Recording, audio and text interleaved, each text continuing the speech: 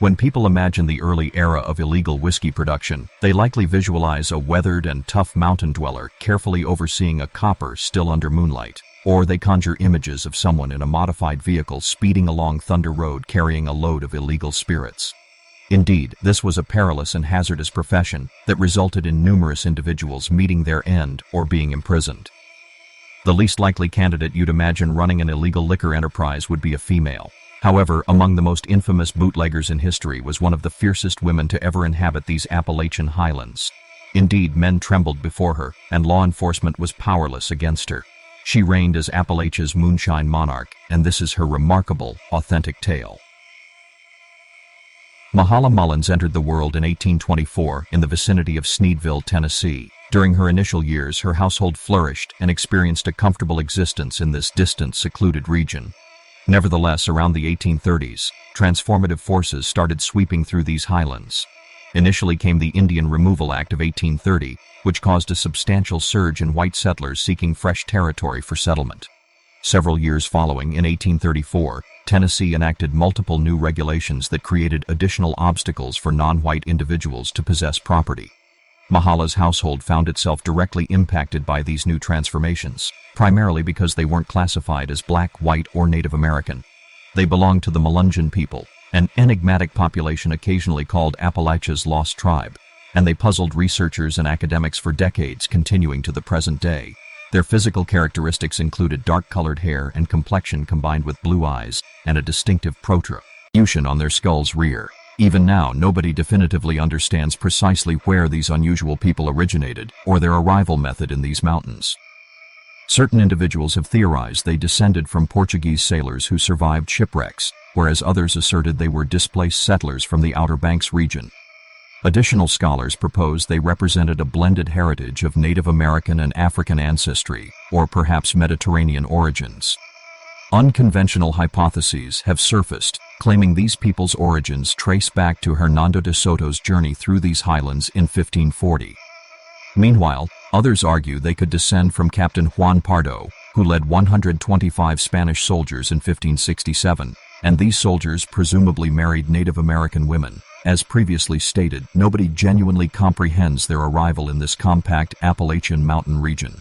One certainty exists. Following these new white settlers' enactment of these new regulations, the Melungeons suddenly possessed no legitimate claims to the territory they had occupied and cultivated for multiple generations, forcing them to withdraw into the remote wilderness high upon mountain peaks as social outcasts in this transformed community.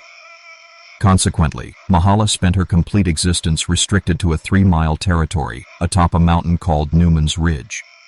This harsh existence forged Mahala into an extraordinarily resilient individual. She labored equally vigorously or more intensely than her brothers and sisters during her upbringing, and during this period, community members started calling her Big Haley. She possessed a large-framed physique with a robust build. No female would venture to challenge her, and upon reaching adolescence, she exceeded 300 pounds of pure muscular strength. Suddenly, few males possessed sufficient courage to oppose her either. Liege, and claims that whenever she seated herself for a modest meal, consuming an entire swine was routine for her. Furthermore, she could extract a firmly rooted pine tree directly from the earth using just one hand, and could shatter a 2-inch oak plank with her unprotected fist. Community members claimed she could grasp her arm and could curve a 4-inch iron pry bar with identical ease that any ordinary woman might fold a silk band. In simple terms, Big Haley would have been an appropriate rival for Paul Bunyan, the mythological Hercules of American logging camps. On one occasion, when Big Haley reached 17 years of age, she participated in a politician's campaign gathering. During that period, these occasions adopted a festival-type environment to attract the mountain population. They featured various strongman competitions to identify the region's most powerful individual. Mahala chose to participate in the male wrestling tournament, competing with a fierce mountain combat technique that would cause any experienced fighter to reconsider entering the arena against her. She systematically defeated every male who ventured to compete. After no additional challengers remained vertical, she commenced battling against 2 males simultaneously, where she perpetuated the destruction. She was an immense woman physically. Her remarkable strength demonstrations attracted the attention of an individual named Johnny Mullins, whom everyone recognized as skinny since he merely weighed 100 pounds. In an ironic reversal, the diminutive man captured the massive woman's affection, and the improbable romantic pair soon wed. Mahala would dedicate the subsequent 19 years experiencing pregnancy through 20 conceptions. Peculiarly, as her offspring increased, Big Haley's size expanded. 400 pounds, then 500, then 600 pounds. Numerous community members speculated she weighed considerably more since nobody knew with certainty, but eventually she earned recognition as Tennessee's most massive woman. Throughout the entire state, with numerous dependents requiring sustenance and her spouse Skinny being insufficiently strong to execute demanding physical work in timber operations, Big Haley understood she needed to assume responsibility personally. Residing elevated upon the isolated Newman's Ridge provided certain benefits for Big Haley's household. Her dwelling was positioned at the ridge's absolute summit. The nearest railway station was approximately 16 miles distant, and no pathways existed leading to the mountain's peak.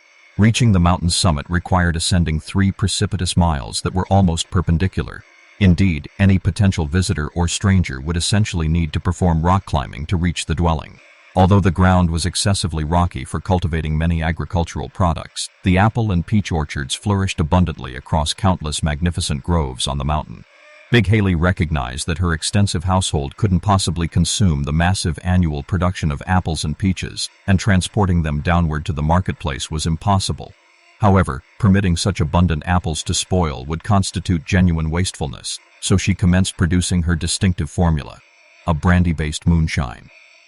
Despite Big Haley existing considerably before the 1920s Prohibition era, numerous Appalachian states had already commenced prohibiting whiskey and moonshine manufacturing as early as the 1850s, mandating substantial penalties ranging from $10 to several $100s or imprisonment.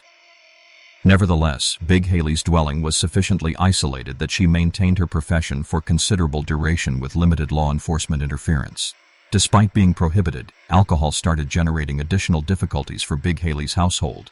The mixture of being nurtured by an unruly mountain woman possessing an unlimited alcohol supply created an unstable situation that caused her offspring to mature as hot-tempered as their mother, and the maximum her father could accomplish was simply remain uninvolved. Her male offspring were excessive drinkers, and their moonshine consumption intensified their aggression. One male offspring perished when his firearm malfunctioned during a physical altercation while attempting to reload it.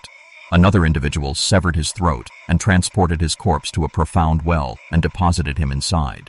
Another sibling was fatally shot in central Sneedville during a gunfight with the sheriff, and apparently the household couldn't escape the brutality. One offspring traveled to Texas, and upon arrival there, he was subjected to lynching. During another notorious confrontation, Big Haley and multiple offspring engaged in a shootout with Confederate military personnel who had arrived to incinerate their dwelling during the Civil War. One offspring had his digit completely severed by gunfire, and another was wounded in the leg during the armed conflict. Furthermore, that wasn't everything. The household was recognized for attacking one another as well. Once, Big Haley's youngest offspring, Willie, engaged in a dispute with his relative Coy, and suddenly someone struck Coy across the head with a shotgun with such force that it dislodged his eye from the socket before he rapidly withdrew his .38 handgun and utilized his sole functional eye to aim and fatally shot someone. When information about Willie's death reached Big Haley, they delivered her his complete possessions, which included a complete bottle of moonshine.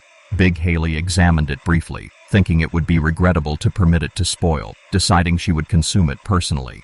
Indeed, describing violence as common pateb lace would constitute a tremendous understatement. Perhaps the most devastating tragedy for Big Haley's emotions occurred when her spouse died. By this period, she had grown so enormous with what community members termed the elephant ailment that she became restricted to her bed, where she remained propped continuously. She had her 3 offspring and her spouse interred directly in the property so she could be transported to the entrance to observe their burial ceremonies. Simply because Big Haley remained restricted to her dwelling didn't diminish her moonshine enterprise. Whereas most moonshine producers would dilute their merchandise by introducing water or alternative substances, Haley's spirits were completely 100% unadulterated, and information disseminated extensively regarding both its superior quality and its flavor.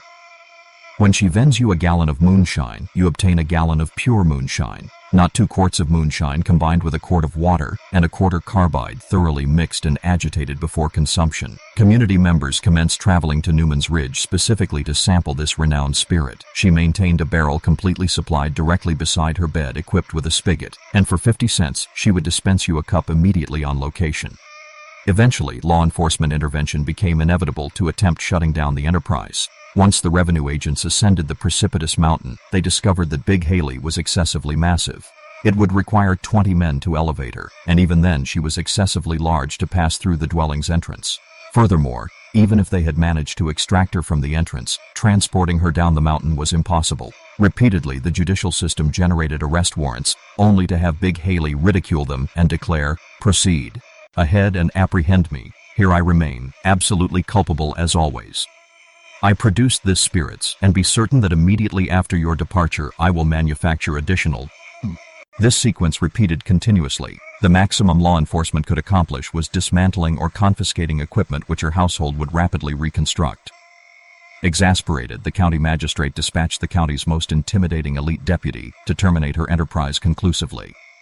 Following the deputy's failure to apprehend her, the magistrate insisted on understanding why he hadn't arrested her and administered justice.